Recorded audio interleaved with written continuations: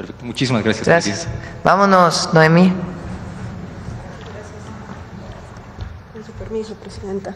Muy buenos días a todas y a todos. El día de hoy vamos a recuperar pues una figura emblemática a lo largo del siglo XX.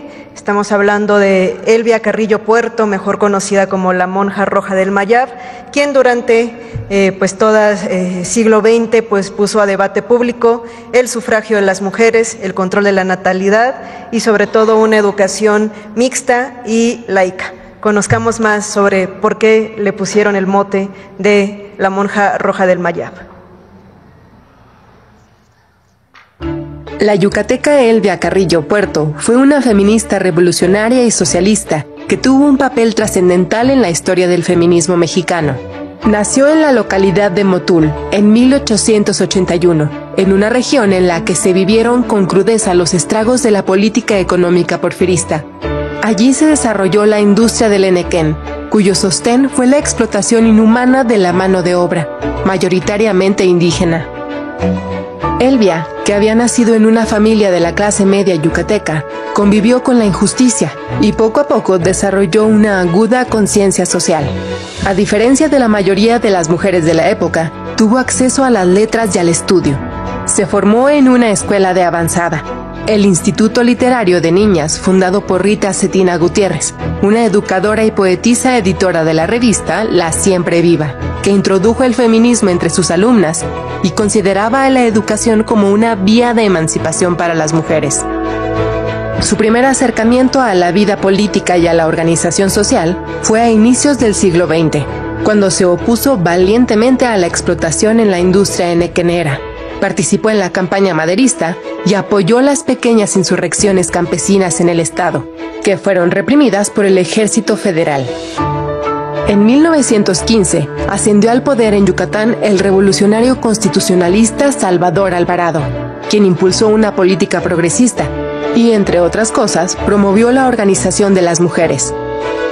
Para 1916, el estado de Yucatán era la vanguardia del movimiento de las revolucionarias. Fue el escenario de la celebración de 2 congresos feministas, en los que se discutió la exigencia de que las mujeres también fueran consideradas ciudadanas. Elvia Carrillo trabajó arduamente en la organización de la Liga Feminista Rita Cetina Gutiérrez, nombrada así en honor a su querida maestra. La Liga contó con 66 grupos en todo el país y tenía el objetivo de hacer frente político al conservadurismo local y nacional desde el feminismo socialista. En 1922, Elvia envió al Congreso Federal una petición exigiendo el derecho al voto para las mujeres, y en 1923 cabildeó con su hermano, el entonces gobernador Felipe Carrillo Puerto, que fueran permitidas las candidaturas de mujeres en el estado. Así se eligió a la primera regidora, Rosa Torre González, y el año siguiente 3 mujeres tomaron el cargo como diputadas en el Congreso local: Raquel Cid, Beatriz Peniche y la propia Elvia. En 1924, una rebelión rompió el orden constitucional y el gobernador, hermano de Elvia, fue asesinado. Elvia se refugió en la Ciudad de México, donde continuó con su actividad política. Fundó organizaciones de mujeres en las que participaron obreras y campesinas y más adelante colaboró con el Frente Único Pro Derechos de la Mujer, una organización muy numerosa de mujeres a nivel nacional, que buscó el derecho de las mujeres a votar y ser votadas. Elvia Carrillo Puerto tuvo una influencia notable en la organización política de las mujeres revolucionarias, en el sufragismo y en la lucha por los derechos sociales para las obreras y campesinas. Por su activismo socialista, se le conoció popularmente como la Monja Roja del Mayab.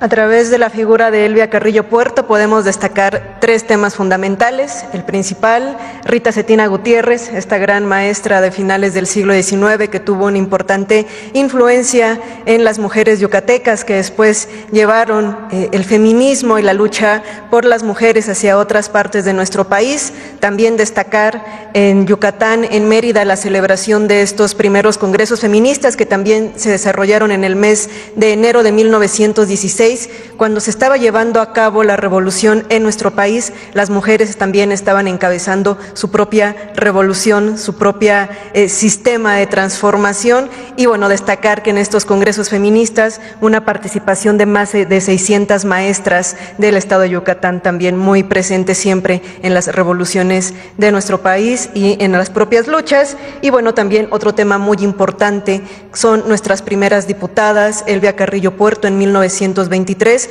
solo para dimensionar que este proceso se da 30 años antes de que este voto se reconociera a nivel federal. Ya en Yucatán teníamos a la primera regidora, 1922, Rosa Torre, y bueno, también ya en 1923 estas primeras diputadas. Sin duda Yucatán, me gusta siempre decirlo, como una cuna del feminismo en nuestro país, y sin duda las mujeres yucatecas siempre a la vanguardia en la lucha de las mujeres. Que tengan excelente día. Ya nada más les voy a dar la página para que ahí lo lean en el astillero. 63. Página 63. Sí. Gracias. Buen día. Mañana platicamos de eso si quieren. Gracias. Mañana platicamos. Gracias.